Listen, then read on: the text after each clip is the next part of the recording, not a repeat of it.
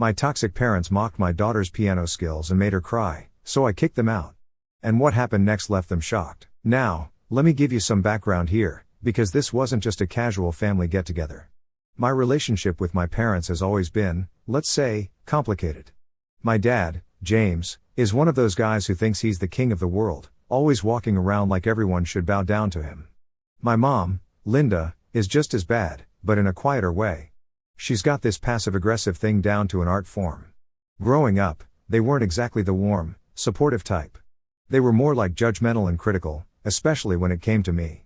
So, yeah, having them over for dinner wasn't exactly something I looked forward to, but I figured it'd be fine, right? I mean, how bad could it get? Well, turns out it could get pretty bad. My daughter Lily is 10, and she's been taking these keyboard lessons for about 2 weeks. She's really excited about it, and honestly, she's pretty good for a kid who's just starting. Anyway, after dinner, she asked if she could play a song she'd been practicing, just show off a little bit like any proud kid would. She had that look in her eyes like she was ready to impress us all. So, she sits down at the keyboard and we're all watching. I could tell she was a little nervous, but she started playing. Was it perfect? No. There were a few missed notes here and there. She paused a couple of times, but overall, it was pretty damn good for someone who'd only had 2 lessons. I was proud. You could see how much effort she was putting in. And as her dad, that's what mattered to me. When she finished, she looked up smiling, waiting for some kind of approval. And of course, I started clapping. I mean, what the hell else would you do? That's your kid, right? You're supposed to encourage them. But then I hear it. This loud, obnoxious laugh. At first, I thought maybe someone outside was laughing or something, but no, it was my dad. And then my mom joined in. They were laughing. Not just a little chuckle or anything like that. I'm talking full-on belly laughing, like they just watched the funniest thing in the world. Lily's smile disappeared so fast I thought my heart might actually break. She looked down at the floor and I could see her shrinking right in front of me. It was like someone had just popped her little bubble of excitement and joy. My mom, Linda, looked over at me, still laughing, and goes, "Was that her first time playing?" And then my dad, being the asshole he is, goes, "A dog could have done better than that." A dog? Are you kidding me? Who says that to a 10-year-old? Lily, bless her heart, was trying so hard to hold it together. She quietly said, "No, I've had 2 lessons.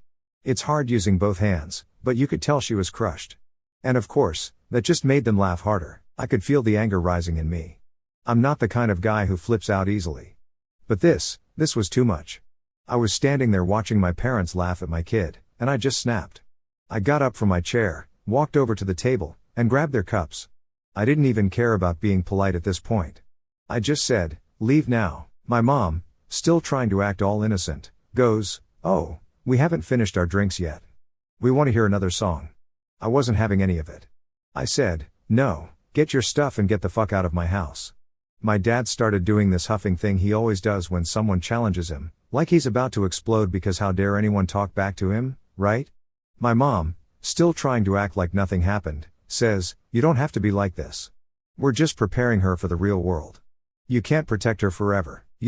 That was it for me. I don't know where it came from, but I just blurted it out. This isn't preparing her for the real world. You're just nasty little bullies picking on a kid. And you know what? This right here is why I was so fucked up as a kid. Now get out. They looked at me like they couldn't believe what I just said. But I wasn't backing down. Not this time. I wasn't going to let them hurt my daughter the way they hurt me all those years growing up. They finally got their stuff together and left. But not without my dad throwing a few more huffs my way, like he was the victim in all of this. Typical. After they left, I sat down with Lily. She looked so defeated, like she'd just gone through a war. I could see the tears welling up in her eyes, and I just felt this overwhelming guilt, like I hadn't protected her enough. I told her, "Hey, you did amazing. I'm so proud of you. Don't listen to them. They're just mean because they don't know how to be nice. That's all it is." She nodded, but I could tell she wasn't convinced. So, I asked her, "Can you play it for me again? I'd love to hear it." And you know what? She did. She played it again and yeah, there were still some missed notes, but I clapped even louder this time because screw what my parents thought. My daughter was doing her best and that's all that mattered. Later that night, when Lily was asleep, I sat there thinking about everything that had happened. This wasn't the first time my parents had pulled this kind of crap. They'd been like this my whole life, always criticizing, always making me feel like I wasn't good enough. But now, seeing them do the same thing to Lily, it was different. It hit harder. I wasn't going to let them do to her what they did to me. So, after kicking my parents out of my house, I was still fuming. Like, you know that feeling when you're so mad that even after the whole thing is over, your mind keeps replaying everything and it just makes you madder? That's exactly where I was. Every time I thought about what my dad said or the way they laughed at Lily, my blood just boiled all over again. But I wasn't about to back down. I knew I had done the right thing standing up for my daughter like that. I wasn't going to let them get away with making her feel like crap. Still, the anger was eating at me, and I knew I had to do something about it.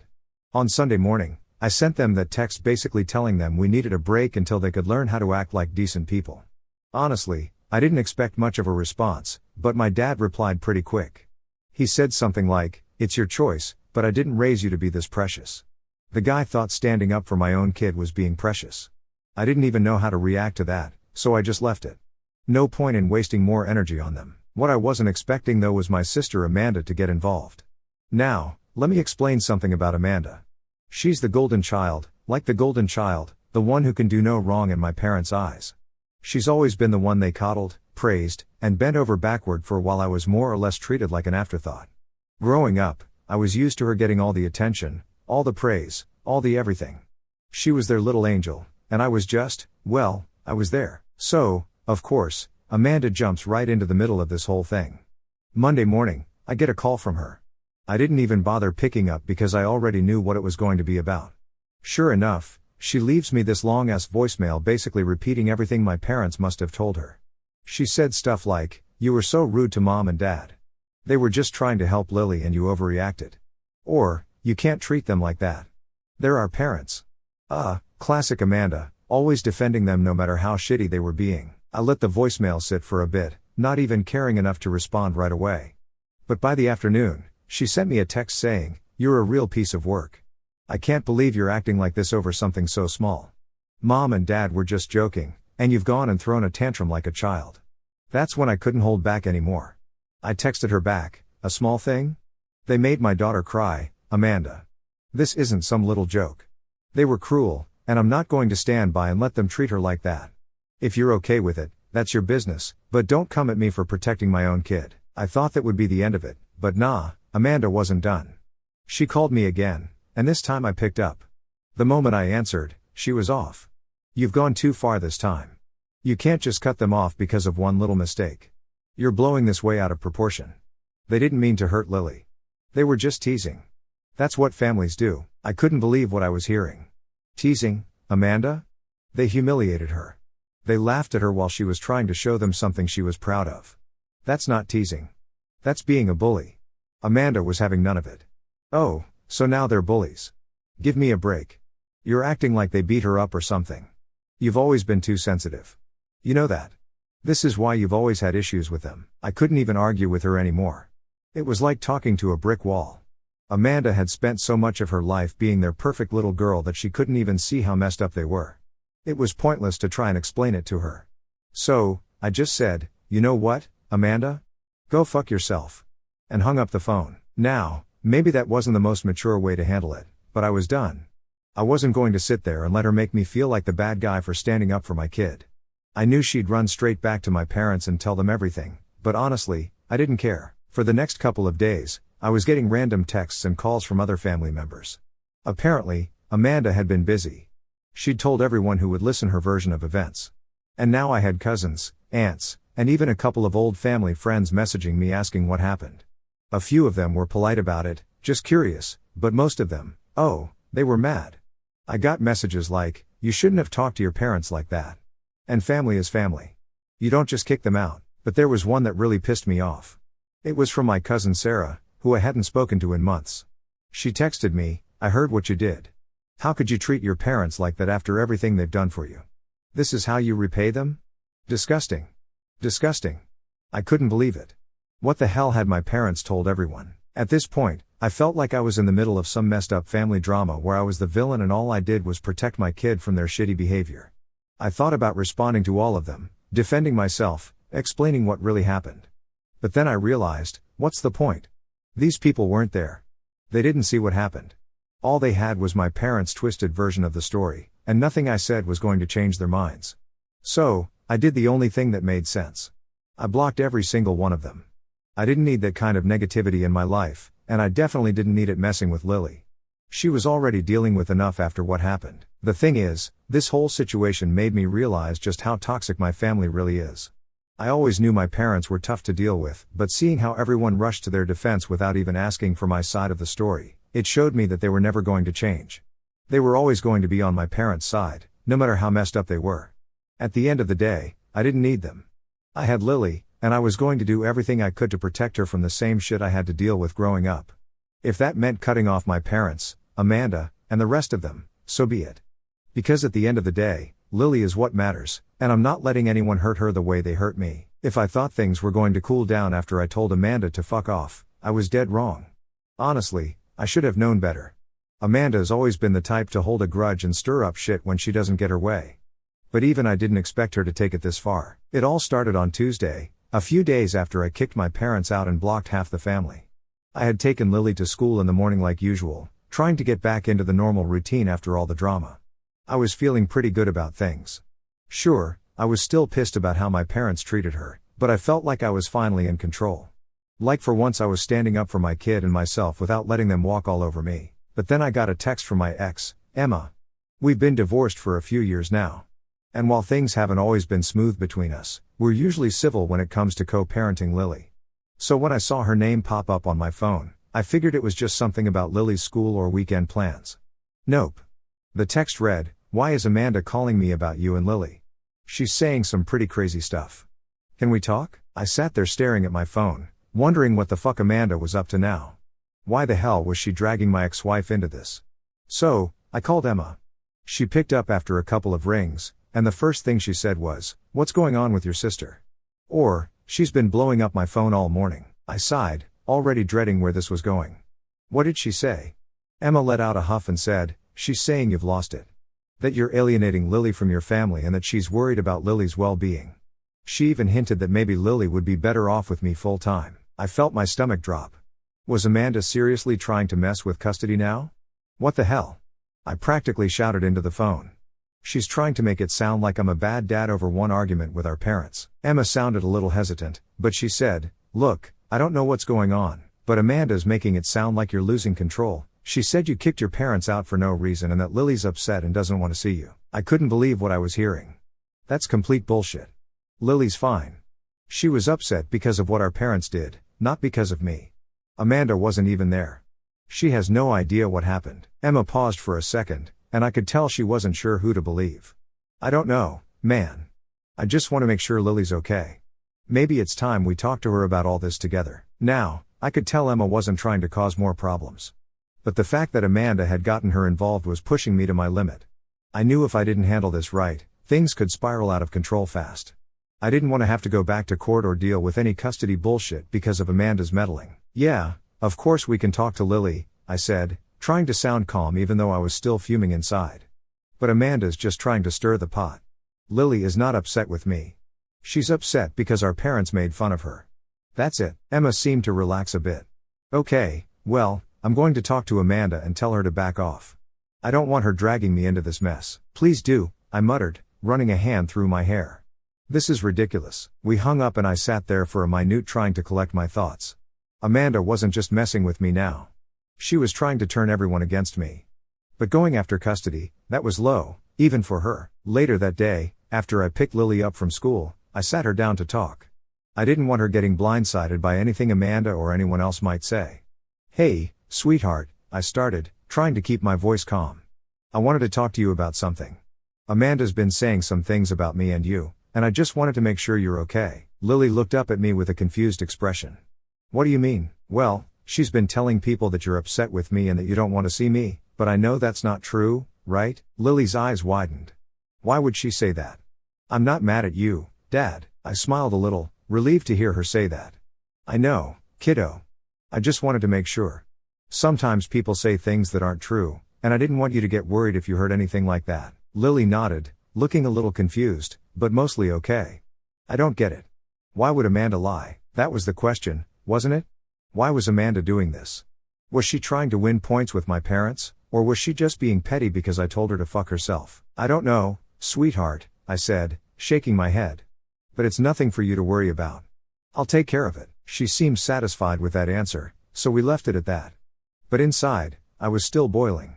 Amanda had crossed a line, and now it was time to deal with her once and for all. The next morning, I called Amanda. She didn't pick up, so I left her a message, keeping it short and to the point. Amanda, stop dragging my ex-wife and everyone else into this. You weren't there, and you don't know what happened. This is between me, Mom, and Dad. Stay out of it. I didn't expect a reply, and honestly, I didn't care if she gave one. I'd said my piece. But just to be safe, I reached out to a lawyer friend of mine to make sure Amanda couldn't mess with custody or anything like that. Better safe than sorry, right? By the end of the week, things had started to settle down. I didn't hear anything more from Amanda or my parents. Emma told me that she had talked to Amanda and basically told her to stay out of our business, which was a relief. Still, the whole thing left a bad taste in my mouth. I knew Amanda wasn't done. She'd probably keep running her mouth to the rest of the family. But as long as she kept her claws out of my relationship with Lily, I could live with that. At the end of the day, all that mattered was that I was doing right by my daughter. If that meant cutting off toxic people, even family, then so be it.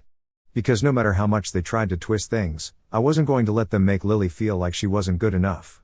Not now, not ever. So, after dealing with Amanda trying to drag Emma into the whole mess, I thought things would finally start cooling down. I was wrong. I should have known that my parents wouldn't just let it go, especially not my dad. He's never been the type to back down, even when he's wrong. Especially when he's wrong. But what came next was on a whole new level of messed up. It was Friday afternoon and I'd just gotten off work. I was looking forward to a quiet weekend. Maybe take Lily to the park or the movies, something chill to get our minds off everything. Just as I'm about to sit down and relax for the first time in what felt like forever, my phone buzzes. It's an email from my mom. Now, I wasn't expecting anything good, but I opened it anyway, thinking it was going to be another guilt trip or some passive-aggressive nonsense about how I overreacted. But nope, it was way worse. The email started out with her usual stuff, talking about how I overreacted by kicking them out, how they were just joking, and how I've always been too sensitive. But then she goes into this whole new level of crazy by saying they want to meet with me without Lily to discuss things. Yeah, like that was going to happen. But it wasn't just the request that threw me off. It was how she said it. She started talking about how they were worried about Lily, how she might be too sensitive like me, and how maybe it's because I'm coddling her too much. Then my mom had the audacity to suggest that maybe they should be more involved in raising her because according to her, I clearly wasn't doing a good enough job. I swear my blood pressure shot up just reading that. I sat there staring at my phone trying to process what the hell I just read. I knew my parents were manipulative, but this was next level. They were basically saying I wasn't a good dad and that they needed to step in. The same people who made my daughter cry less than a week ago were now claiming they needed to help me raise her. I fired off a quick reply, something along the lines of, "You've got to be kidding me. If you think for 1 second I'm letting you anywhere near my kid after what you did, you're out of your mind." I hit send and immediately blocked her email. I wasn't going to give them the satisfaction of another back and forth, but of course, that didn't stop them. The very next day, my dad shows up at my house unannounced. No call, no text, just shows up. I saw him through the window standing on the front porch with that same grumpy look he always has when he doesn't get his way. I didn't even want to open the door, but I knew if I didn't, he'd probably just keep banging on it until the neighbors called the cops or something.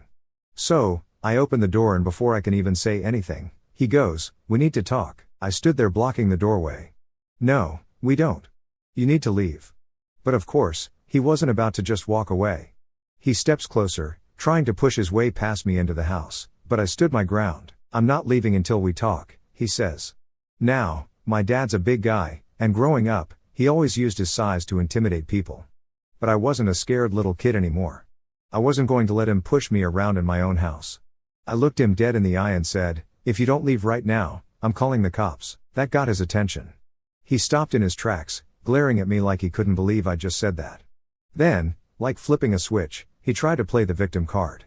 "Is this really how you're going to treat your father after everything we've done for you?" That line right there, that's what set me off.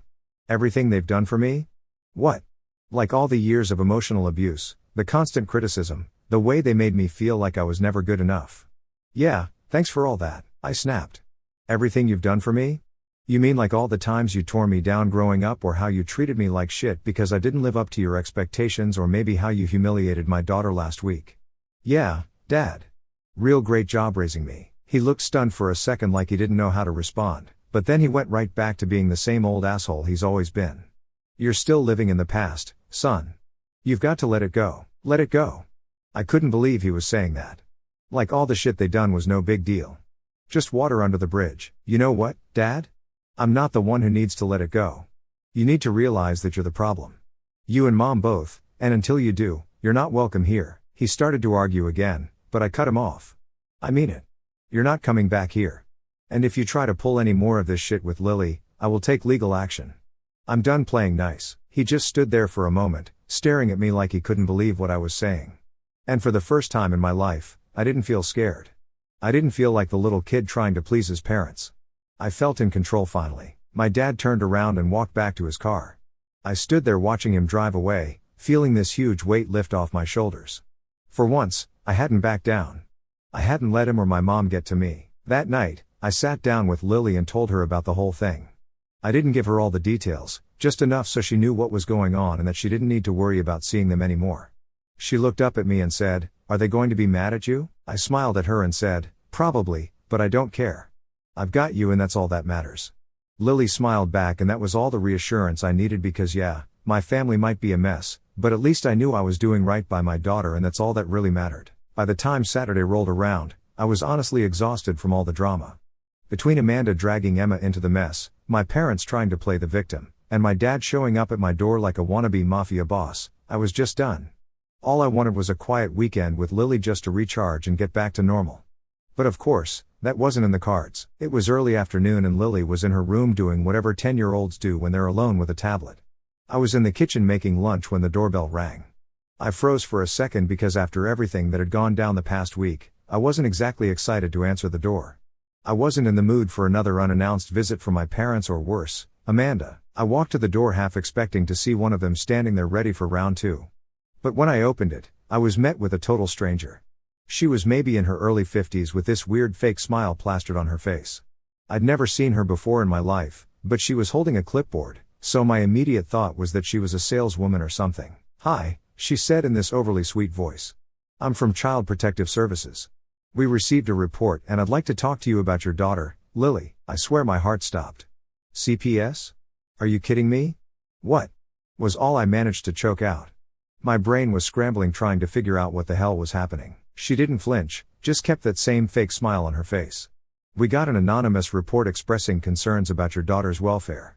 So, we need to follow up and make sure everything's alright." I stood there for a moment, stunned. It didn't take a genius to figure out who the anonymous tip came from. This was Amanda. She'd crossed a line and now she was trying to mess with my kid's life in a whole new way. "Are you serious?" I finally said. "There's nothing wrong with Lily. She's fine." She nodded like she'd heard that line a million times. "I understand this might be upsetting, but we're required to investigate every report we receive. Can I come in?" I knew I couldn't exactly refuse. I mean, it's CPS. If I said no, it would just look worse. So, I stepped aside and let her in, my stomach doing flips the whole time. This was the last thing I needed. She walked into the living room and looked around, making little notes on her clipboard like she was some kind of detective. Meanwhile, I was trying to keep my cool, but inside I was raging. How could Amanda do this? How far was she willing to go just because I stood up to her and my parents? "Is Lily home?" she asked, glancing up from her notes. I nodded. "Yeah, she's in her room. Would you mind if I spoke with her?" she asked, still in that same sickly sweet tone. I didn't like it, but I knew I didn't have much of a choice. "Sure, I'll get her." I walked down the hall to Lily's room trying to figure out how the hell I was going to explain this to her. I didn't want to freak her out, but I also couldn't lie to her. She had a right to know what was going on. I knocked on her door and poked my head in. "Hey, kiddo. There's someone here who wants to talk to you for a few minutes." "Okay." Lily looked up from her tablet, confused. "Who?" I swallowed hard. "It's someone from CPS.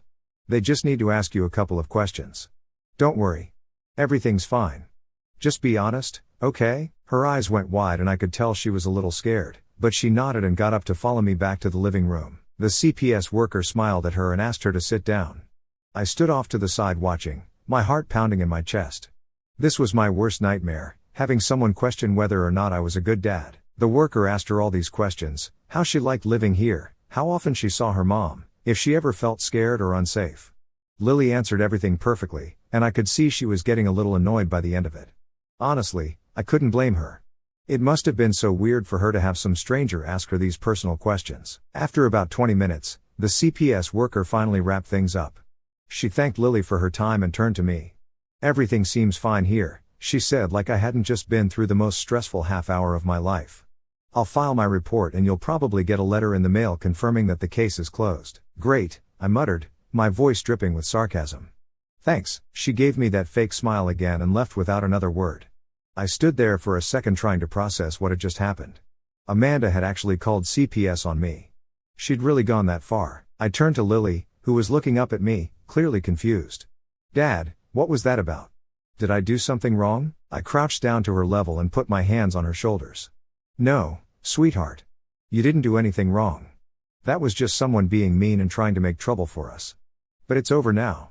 Okay, you don't need to worry about it." She nodded, but I could tell she was still a little shaken up, and honestly, so was I. I knew I had to do something. This wasn't just Amanda being a pain in the ass anymore. This was her actively trying to screw up my life.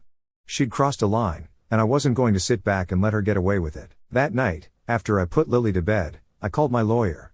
I told him everything that had happened, from Amanda trying to mess with Emma to her calling CPS on me. He was pissed on my behalf and told me we had more than enough to file for a restraining order against Amanda. He also said we could send a cease and desist letter to my parents, basically telling them to back the hell off or else. I didn't want to take things that far, but I was done letting Amanda and my parents mess with my life. This was about protecting Lily. And if that meant cutting them off completely, then that's what I was going to do. The next morning, I had my lawyer draft up the papers. It was time to send a clear message. I wasn't playing their games anymore. They could throw all the tantrums they wanted, but they weren't going to hurt my daughter, and they weren't going to mess with my life.